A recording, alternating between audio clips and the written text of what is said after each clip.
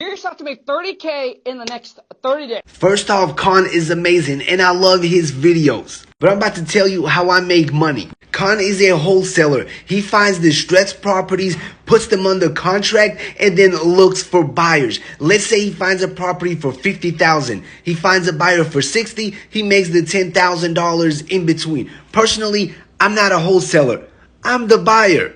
My last 2 real estate deals were from wholesalers just like him. And this is what I do. I buy these properties, fix them up, rent them out, refinance, and repeat the entire process.